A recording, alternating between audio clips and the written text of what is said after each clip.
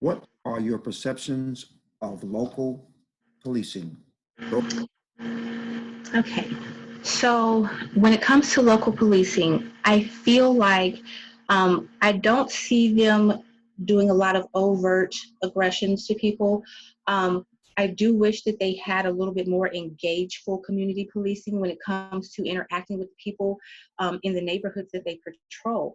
There's not a lot of officers down in certain neighborhoods that live there that actually know the people who that they are, kind of looking over. And so I feel like it tends to personalize the people in your neighborhood if you know them. When I grew up here in Manhattan, Officer Franklin was like everybody's favorite. Um, Mhm. she lived down there on the south side.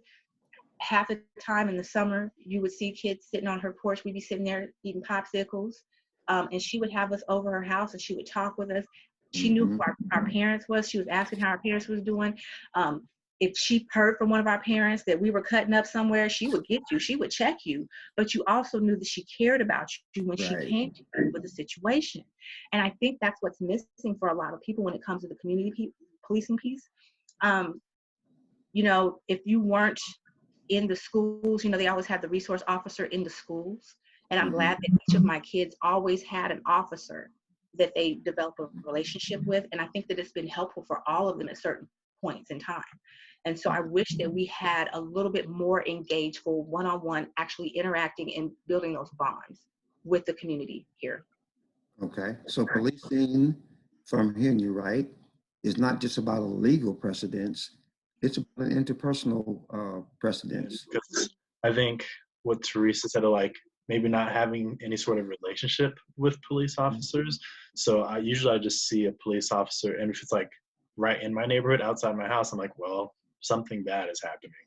Hmm. I don't think that they're just here just to hang out. So I think that's probably my initial reaction to when I'm seeing police officers outside of like nighttime when I'm driving around and I see like 10 cops in your Aggieville. I'm like, that makes sense to me, but it also still Hmm. doesn't necessarily make me feel safe. Uh, Hmm. but I understand like why there were so many at that point in time at the night. Um, but yeah, if I had more police officers that would just hang out, or if we had community events when we were getting to know police officers and I knew these officers instead of like, oh, they're just here because something bad happened. Or there were a handful of times when I lived in the dorms that police officers would come in the dorms and would do a community event with the dorms. And yeah, we actually maybe get to talk to them and not just see them as these people that are just here to, you know, tell us what we're doing wrong. But more times than not, usually police officers in the dorms to maybe press someone for weed or something along those lines. Which yeah, obviously that's their job, but yeah, it just became a sense of yeah, it's like you're not knowing their heart behind it. It's just that they're here to slap me on the wrist, and Hmm. it's maybe not really going to change the crime, but people are just going to be smarter about where they do their crime. I arrived here in Manhattan in 1997, and in 1998 in ministry, our church began this a mission down at the law enforcement, well, like Riley County Jail. That's when it was over on Colorado. So from then until now, I've been going in and out of the jail on a regular basis, and then working with the CAB, the Community Advisory Board. So my perception and my position probably is different. I've seen them in many different areas and ways, and that's not only to the blue suiters who are on the street, but also the brown suiters that are in the jail that I Hmm. interact with. So that's a little bit different. My perspective, from my position of Okay. interacting with the police force. So when you take that from 98 until now, we're talking about 20 plus years of this regular, almost weekly interaction. So it'll be a little bit different. I think I feel safe. I don't feel scrutinized. I think many of them I know, so that relationship will be different than Mhm. somebody I don't know. Right. I think that for the ones that I do know, those men and women are honorable men and women, and I think that do want to do a good job. I just, so my personal experience with them, for some, over a decade, it probably is a little bit different. Okay. We want to talk about what we are experiencing. For some in the community, they may feel like areas of our community are over policed and other areas are under policed. I learned from attending a police academy that the discussion that led to hotspot statistical policing assignment was the perception that it was not efficient to give a particular officer a particular neighborhood on a regular route. That statistically, placing officers in locales where there had been high histories of criminal activity, theft, whatever, was supposed to be preventive. When I talk to my own neighbors, they seem to like the idea, as you've mentioned, Teresa, that you know an officer by name, and that you know that on a fairly regular basis, you'll see car number 84, officer named Franklin, or what have you. They like that familiarity. That gives them a sense of assurance. Yeah. So I was interested when I heard, the numbers argument on behalf of prevention. I'm wondering what you all think about that. If it's resource efficiency and also perceived as preventive to have your police showing up or hanging out in places like the Walmart parking lot that are statistically shown to be trouble spots. And if that means taking away from a regular beat where people in that area might actually get to know you, what do you think the trade-offs are?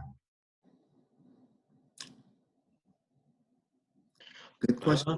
I think, yeah, right off the bat, well, obviously I don't know probably enough about the statistics that you're kind of reading from, but yeah, I would love to, yeah, have an officer that's always there at this time of day.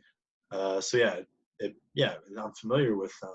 And I also think that would take away when, you hear like a person of suspicion in a neighborhood, and like, yeah, this police officer would know, like, oh, like this person lives there. Like, I don't like, this is a stupid call, compared to like, oh, it's, midnight, and I know this person doesn't live in this neighborhood, and that could maybe identify a person as more as being suspicious in a neighborhood, compared to, oh, if it's someone that's actually just walking to their house, and that person who's always there, that police officer is always there, would know who lives in that neighborhood, hopefully.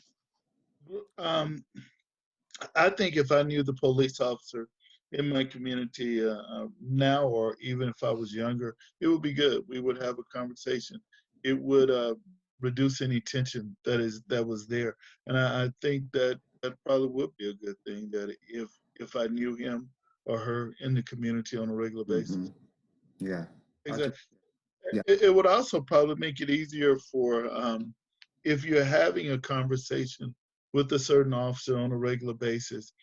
If something happens and you need to report it or you need to talk to them, just you talking to that person, the rest of the you're not worried about the rest of the world wondering what is he talking about, why are they talking, because it is just a normal communication, normal conversation that you're talking, and whether you're telling him about something that happened or her about something that happened in the community, it would just be better. It'd probably be a better feel in the environment, would be better when you're talking to them. Oh, okay. Normalizing the environment between the people in the community and the police in the community. That's very Absolutely. insightful. Yeah. I just think that when you have that kind of rapport built between the law enforcement and the citizens that they patrol, it helps to potentially de-escalate situations as well that could kind of get out of hand. And it also allows those officers to kind of assess that situation on a more individual basis versus just statutory, procedural, whatever the SOP is here. Yeah. This is so-and-so. My oldest son is very high functioning on the autism spectrum. And he's very functional. He has a job, does all that good stuff. But, you know, he used to kind of get into some situations because he's not a good communicator. And he doesn't really acknowledge nonverbal cues and things like that. And he just thought that everybody was his friend. And I had to kind of have those conversations with him about being discerning. I mean, there's some times when he got into some situations where hanging with a wrong influence, and the officer knew him and kind of knew his situation, was able to take that into consideration whenever he had a situation where he might have been where he wasn't supposed to be, or with someone he wasn't supposed to be with.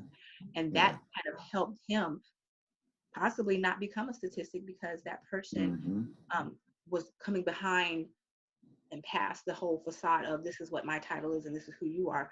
But I know this kid, I know his mom, I've talked with him, etc. And that helps. Where I am, I have no clue what your son is going through, but to hear you share that with me helps me to get a better view of how our police officers are enforcing or doing their jobs. And that's what this conversation is all about. So yeah, thank you again. These are the kind of conversations we want to have.